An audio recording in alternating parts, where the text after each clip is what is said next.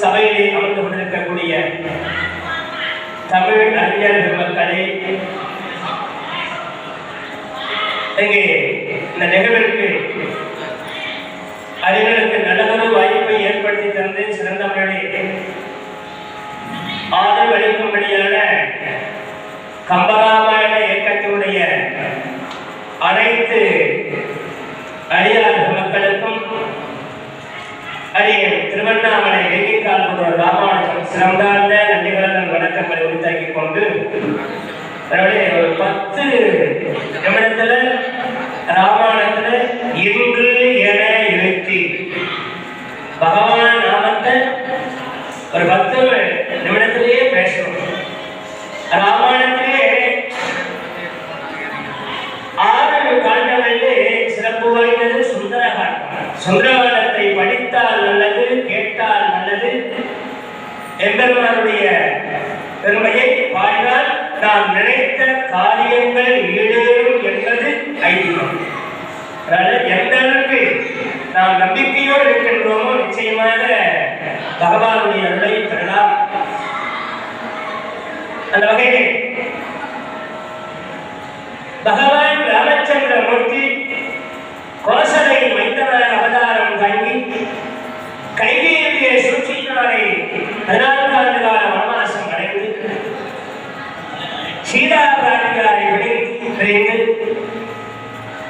அங்கே கானகத்திலே கவர்ந்தன் என்கின்ற அசுரனுக்கு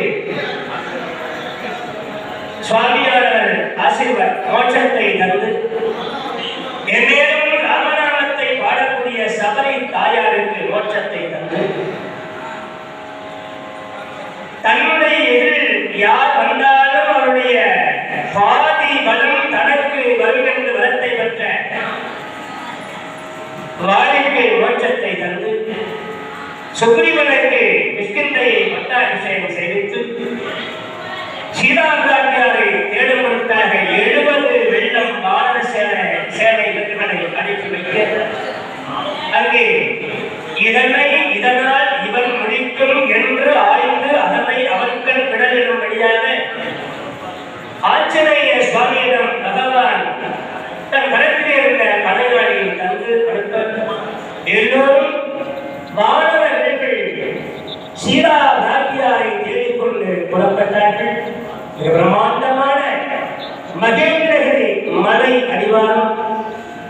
அந்த மலை அடிவாரத்தின் கண்ணே எப்படி நாங்கள் எங்கு தேடியும் தாயாரை காண முடியவில்லையே என்று மனம் வருந்துகின்ற பொழுது சம்பாதி என்பவர் இலங்கை மாநிலத்தில் தான் தாயார் இருக்கிறார் என்கின்ற உண்மையை உரைக்க இப்பொழுது கடலை கடந்து சென்று தாயாரை காண வேண்டும். யார் இந்த கடலை கடப்பது என்று எல்லோரும் மனம் வருந்துகிறார்கள். அப்படி வருந்துகிற பொழுது இந்த கடலை பிறவி என்கின்ற கடலை நாம் கடக்க வேண்டுமானால் பகவான் நாமம் ஒன்றுதான். பிறவி பெருங்கடல் நீந்தவர் நீந்தார் இறைவன் அதிசயர்.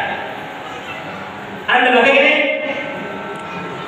அங்கே கடலை தாழ்வதற்காக என்னால் முடியாது என்று எல்லோரும் மனவருத்தத்தோடு இருக்கின்ற பொழுது அந்த நேரத்தில் இங்கே ஆஞ்சநேயரை பார்த்து பக்கத்தில் இருந்த சிறந்த வீரர் உரைக்கின்றார்.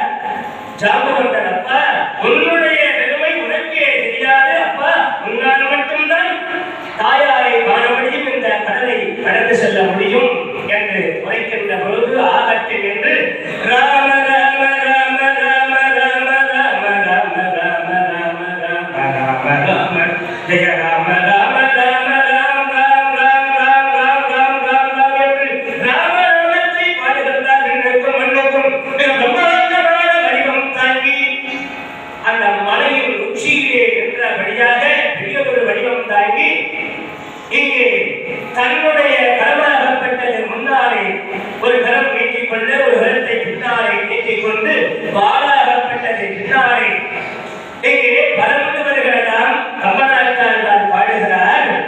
முன்னொரு காலத்திலே பகவான் உலகளந்த பெருமாளை இந்த பூலோகத்தை தன் திருவடியினால் அளந்தார். ஆனால் ஆஞ்சநேயரோ இந்த வாழாலே நான் இந்த உலகத்தை அளக்கிறேன் பார்வையாக அந்த வாழாகப்பட்டது பின்னாக பறந்து கொண்டு வர ஆதாய மார்க்கமாக பறந்து செல்லுகிறார். அப்படி செல்லுகிற பொழுது அவர்களே 3 தடைகள் வருகின்றன.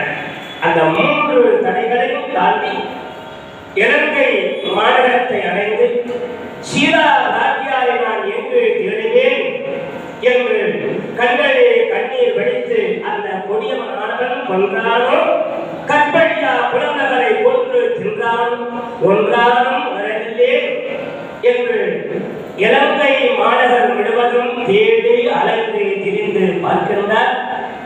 தன்னுடைய வடிவத்தை சிறு வடிவம் தாங்கி சென்று தேடுகின்ற பொழுது அங்கே சீதா பிராட்டியார் அசோக வனத்திலே பக்கத்திலே திருசடை என்கின்ற பெண்மணி அவளுக்கு நல்லதொரு வாக்கியங்களை எல்லாம் நீதிகளை எல்லாம் எடுத்து வைத்துக் கொண்டிருக்கிற பொழுது அந்த நிலையிலே அந்த அம்மையார் தங்களை கண்டுபிடிக்கிறார். என்னவென்று, ஐயோ என்னுடைய ராமராக விரும்பும்படியான பகவான் எங்கே இருக்கின்றார், எப்போது வருவார், என்னை தேடிக்கொண்டு வருவாரோ, இந்த கொடிவன ஆனவன் என்னை சிறைப்படுத்தி விட்டாலே அசோகவனம்.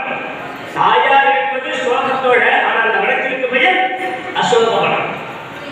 ஆக இந்த இடத்திலே எப்பொழுது வருவார் என்று ஏக்கத்தோடு இருக்கின்ற போது அந்த நேரத்தை ஆஞ்சநேயரும் தேடிக்கொண்டு வருகிறார். அப்படி தேடி வருகிற பொழுது அந்த வேளையிலே இங்கே தான் அமர்ந்து கொண்டிருக்கிறார்கள். அப்படி அமர்ந்து கொண்டிருக்கிற பொழுது அந்த இடத்திலே அப்படியே செல்லடைத்து போகிறார்.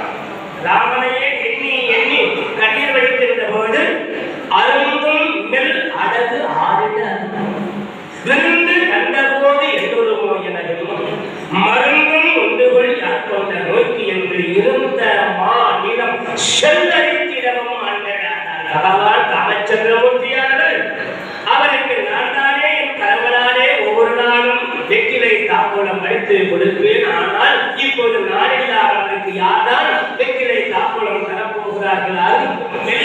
ஆறில் அருந்தும் ரெண்டு கண்ட போது என்பதோ எனக்கும் விருந்தாளிகள் யாராவது காலத்தில் இருக்கக்கூடிய மனிதர்கள் ராமதாரை நாடி வந்தார்கள். சுவாமி என்ன பாடுபடுவார், எப்படி துன்பம் அடைந்தார்? ஒரு பெண்மணி இருந்தால்தானே விருந்துகளை வரவேற்க முடியும் என்று அழுதபடியாக இருந்த மாநிலம் செல்லரித்திரமும் ஆண்டுகிறார். அப்படி அழுதபடியாக இருக்கிற போது அந்த வேளையிலே வருகிறாராம் ஆஞ்சநேய சுவாமி தேடி அடைந்து இருந்தபடியாக. இங்கே எல்லாரும் படுத்து உறங்கிக் கொண்டிருக்கிறார்கள். இரவு வேளையிலே எல்லோரும் கும்பாக எல்லோரையும் பார்த்துவிட்டு அந்த தாயார் இருக்கின்ற ஒரு மரம் சிம்சுவா மரம் என்பார்கள். அசோகத்தில் இருக்கபடியாக சிம்சுவா மரத்தின் மேலே உச்சி நின்றபடியாக பார்த்து கொண்டிருக்கிற போது அந்த நேரத்தில் ஆகா தாயாரை நான் கண்டுவிட்டேன், எம்பெருமாட்டியை கண்டுவிட்டேன், வாழி ராகவன் வாழி ஜானகி வாழ்க அந்தரர் வாழ்க நான்மறை என்று தாயாரை கண்டுவிட்டேன் என்று ஆனந்தம் கொள்ளுகின்ற அந்த வேளையிலே சீதா பிராட்டியாரை ராவன் வருகின்றானே, பெண்ணே என்னை ஏற்றுக்கொள்ளாமல் போனால் உன்னை கொன்று இப்போதே இரையாக்கி விடுவேன் என்று பேசுகிற பொழுது இந்த கொடியவன் நல்ல பாங்கிற்கு சமானமானவன், நல்ல பாங்கிற்கு சமானமான இதையெல்லாம் ஆஞ்சநேயர் மரத்தின் மேலிருந்தபடியாக பார்க்கிறார். இவன் எதிரே எதையும் பேசக்கூடாது என்று தன் பக்கத்தில் இருந்த ஒரு தர்பையை வெள்ளி பக்கத்தில் வைத்துவிட்டு அந்த தர்பையை பார்த்து பேசுகிறாரே, கொடியவனே ராமனா, என் ராமபிரான் எப்பேற்பட்ட வீராதி வீரர் தெரியுமா? முன்னொரு காலத்தில் ஜமதக்னி குமாரன் இருந்தார். அவருடைய பிள்ளையான பரசுராமர், அந்த பரசுராமர் கார்த்தகீரி அசுரன் என்று சொல்லும்படியான கொடியவனை தன்னுடைய மழு என்கின்ற ஆயுதத்தினாலே வெட்டி வீழ்த்தி அவர் ஜமதக்னி முனிவர் குமாரனான அந்த பரசுராமன் கார்த்தகீரியனுடைய 1000 கரங்கள் 2000 கரங்களை வெட்டி வீழ்த்தி ரத்தம் தோய்ந்த பூமியிலே அப்படியே குளித்து நீராடி சபதம் எடுத்தவர்தான் யார்? பரசுராமர். அந்த பரசுராமனையே ஜெயித்தவர் தான் யார்? என்னுடைய ஸ்ரீராமர். அந்த பரசுராமனையே ஜெயித்தவர் தான் என்னுடைய ஸ்ரீராமர்.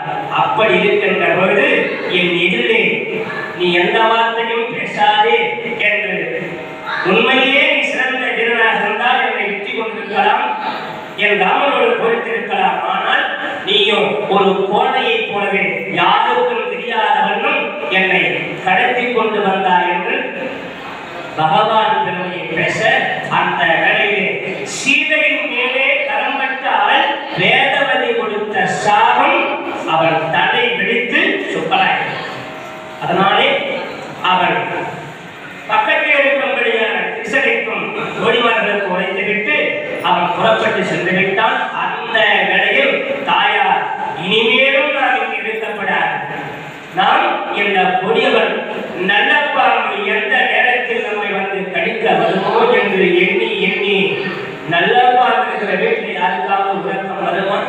அது போலவே அந்த அம்மையார் மனம் வருந்தி இனிமேலும் நாம் இங்கு இருக்கப்படாது, நம்முடைய உயிரை துறப்போம் என்று சீதாபிராட்டியார் முடிவெடுத்தார்கள். அதுதான் சுந்தரகாண்டம் படிக்க வேண்டும் என்பது. இந்த ராமாயணத்திலே சீதாபிராட்டியாரே தன்னுடைய உயிரை துறக்க வேண்டும் என்ற எண்ணத்தோடு இருக்கிற பொழுது அந்த நேரத்திலே அவருக்கு தைரியத்தை ஒட்ட ஒருவர் வரப்போகிறார். இப்பொழுது நமக்கு அப்பேற்பட்ட தீய எண்ணம் வருகின்ற பொழுது அந்த நேரத்திலே நம்மை காக்க பகவானுடைய நாமம் பயன்படும். அந்த நேரத்தில் தன்னுடைய கழுத்திலே அழகான கூந்தலை அப்படியே மரத்தில் சுற்றி தற்கொலை செய்து கொள்ளலாம் என்று முடிவெடுத்தார்கள். அப்படி முடிவெடுக்கின்ற பொழுது அந்த வேளையில் இனிமேலும் நாம் தாமதிக்க கூடாது என்று மரத்தின் மேலே அமர்ந்து கொண்டிருந்த ஆஞ்சநேய சுவாமி அவர் பகவான் நாம எதை சொன்னாலும் அவரை காப்பாற்ற முடியாது. ராம ராம ராம ராம ராம ராம ராம ராம ராம ராம ராம ஜெய ராம ராம ராம ராம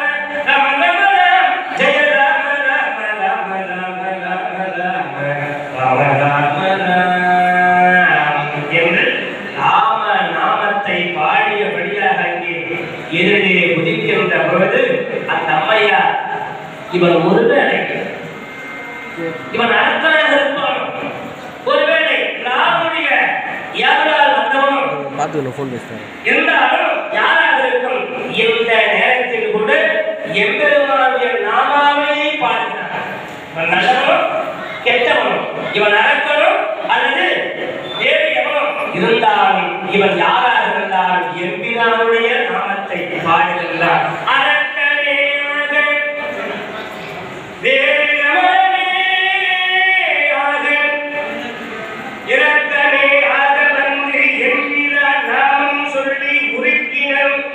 உணவை தந்த உயிரியும் உதவி உண்டோ இரக்கமே ஆதரந்து எம்பிரான் நாமம் சொல்லி உருக்கின உணவை தந்தான் உயிரியும் உதவி உண்டோ என்று அந்த நேரத்திலே அமைதியாக அவர் யார் என்று பார்க்கின்ற போது அந்த வேளையிலே ஆஞ்சநேய சுவாமி அவர் பகவான் நாமத்தை பாடியவராக தாயார் சீதாராமனுடைய பாதத்தை வணங்கி நின்று, அம்மா எம்பெருமான சீதாராம சந்திரமூர்த்தி உங்களை காண்பதற்காக இப்போது கிருஷ்ணத்தையிலே இருக்கின்றார்கள் தாயே, அதனாலே வருத்தம் அடைய வேண்டாம் தாயே, நான் தான் ராம தூதன் சீதாவுடைய தூதனாக இப்போது உங்களை நாடி வந்திருக்கிறேன் தாயே என்று ராமபிரான் என்னென்ன சொற்களை எல்லாம் உரைத்தாலும் அந்த வார்த்தைகளை எல்லாம் உரைத்து அவர் கடலில் இருக்கும்படியான அழகான மோதிரத்தை கொடுக்கிறார். பகவான் ராமபிரானுடைய மோதிரத்தை பணியாரை அப்படி கொடுக்கிற பொழுது அந்த மோதிரத்தை வாங்கினார்கள். எம்பெருமானே இதில் இருப்பது போல் தெரிகிறதாம். அந்த மோதிர வைர கற்கள் இருக்கின்ற முகம் எப்படி இருக்கிறது? எம்பெருமானுடைய திருமுகமே அதிலே தென்படுகின்றது. அதை அப்படியே கண்களோடு ஒற்றிக் கொண்டார்கள், மாறுவோடு அழைத்துக் கொண்டார்கள். எப்படி இருக்கிறதா? ஒரு நாக பாம்பு நீண்ட காலமாக நாகத்தை இழந்து, அதாவது லட்சணத்தை இழந்துவிட்டு தான் தேடி வருகின்ற அந்த நாகலட்சணம் எங்கே இருக்கிற போது என்று தேடுகிற போது அந்த நாக லட்சணம் கிடைத்தால் அந்த நாகம் எவ்வாறு ஆனந்தம் கொள்ளுமோ அதுபோலவும் ஒரு பெண்மணிக்கு திருமணமாகி குழந்தை பாக்கிவிட்டால் நீ மலடி உனக்கு குழந்தை பாக்கியம் கிடைக்காது என்று உற்றார் உள்ள அக்கம் தக்கத்தை எல்லோரும் குறைவாகவே தலைக்குறைவாகவே பேசுகின்றார்கள். அப்படி தலைக்குறைவாக பேசுகிற போது அந்த அம்மையார் சுந்தரநாதத்தை படித்து எம்பெருமான் ராமநாதத்தை பாடி பரவி எம்பெருமான் எவ்வளாரே ஒரு குழந்தை பாக்கியத்தை பெறுவார்கள் என்று சொன்னால் அந்த அம்மையார் மலடி என்ற வார்த்தை நீங்கி ஒரு குழந்தையை பெற்றார் என்கிற போது அந்த அம்மையார் எப்படி ஆனந்தம் அடைவார்களோ அது போலவே ஆனந்தம் கொண்டார்கள். பெரிய செல்வந்தன் அவனுக்கு தன்னுடைய செல்வங்களையெல்லாம் இழந்துவிட்டு அவர் மீண்டும் அவருக்கு ஒரு புதையல் கிடைத்தார். எப்படி ஆனந்தம் அடைவார்களோ அது போலவே ஆனந்தம் அடைந்தார்களாம் இங்கே தாயாரவர்கள். அப்படி ஆனந்தம் கொண்டு பிறகு அவரை வாழ்த்துகின்றார். மகனே, என்னுடைய உயிரை காப்பாற்றுவதற்காக இந்த கடலை கடந்து வந்தாயே அப்பா. பகவானே சேது பாலம் கட்டிதான், அந்த பாலத்தை கட்டிதான் கடலை கடந்தார். ஆனால் ராமனுடைய புதுவரோ எப்படி ராம நாமத்தையே பாடி கடந்து வந்தார். அதனால்தான் பகவானை விட பகவான் நாமத்திற்கு மகிமை, எம்பெருமானை விட எம்பெருமானுடைய நாமத்திற்கு மகிமை அதிகம். அந்த அளவிலே அவரை வாழ்த்துகின்றார். மகனே, என்னுடைய உயிரை காப்பாற்றுவதற்காக வந்த உனக்கு இன்று நான் உன்னை வாழ்த்துகிறேன். இன்று போல் என்றும் இருக்க கடவாய் மகனே. வாழிய படைத்தோல் வீரன் துணையிலே பறிவுதித்த வாழிய யார் மறையிலா மனத்தேன் என்னும் மூடியோர் பகலாய் மூடும் யாந்தரா உலகம் ஏழும் தீவுத்தம் இன்று போல் இருத்தி என்றார். மகனே, நான் கற்புடைய மங்கையில் என்பது உண்மையானால், அருந்ததிக்கு நிகரான கற்புடையவள் என்பது உண்மையானால், யமதர்மனையே தன்னுடைய கவனாருக்காக உயிரை பெற்று வந்த அந்த சாவித்திரிக்கு எதிரான தற்புடையவர் என்பது உண்மையானால் நலாயினி அவர்கள் எப்படி கவனாரை தன் தலையின் மீது சிரத்தின் மீது தூக்கி சென்று சூரியனே 7 நாட்கள் அங்கே வரக்கூடாது என்று தடுத்து சூரியனை தடுத்து நிறுத்தியவன் அந்த நலாயினி என்பது உண்மையானால் அந்த வரிசையிலே நானும் என் மனதாலும் மாற்றான உண்மை கடவிலும் நினைக்காது என்பது உண்மையானால் மகனே நீ இன்று போல் என்றும் இருக்க கடவாய் இன்று என இருத்தி என்றார்.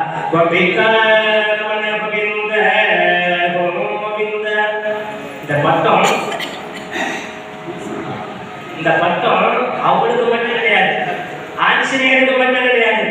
யார் ஒருவர் சுந்தரகாண்டத்தை படிக்கின்றார்களோ அவர்களுக்கு நீண்ட ஆயுளும் நிறைந்த சம்பத்தும் கிடைக்கும். இன்று போல் நாம் என்றும் வாழ வேண்டும். சிரஞ்சீவி மார்க்கண்டைகளை போலவே இங்கு என்றும் 16ஆக எம்பெருமான் அருளாலே நிச்சயமாக நாம் அவருடைய அருள்கராட்சியம் கிடைக்கும் என்று சொல்லி இது நேரம் அமைதியாக கேட்டுக்கொண்ட அத்துணை பெரியோர்கள் தாய்மார்கள் பக்தவடிகள் எல்லோருக்கும் எம்பெருமான் அருளாலே நோயற்ற வாழும் புகழ் செல்வம் என்று வாழ்க பல்லாண்டு பல்லாண்டு என்று பிரார்த்தனை செய்து கொண்டு நல்லதை செய் நல்லதை நல்லதே நடக்கும் என்ற ஆற்றோர் வாக்குடன் இனிதே நிறைவு செய்கின்றேன். நன்றி, வணக்கம். தாரியங்கள் கைகூடும் ஞானம் வடம் உண்டாம் விடியல் வடியதாக்கும் நெடியம் அமலைநோக்கும் நெடியாரக்கல் சேலை நிறுவற்றையவாதை சூரிய சிறையிராமன் தொல்வழி குரு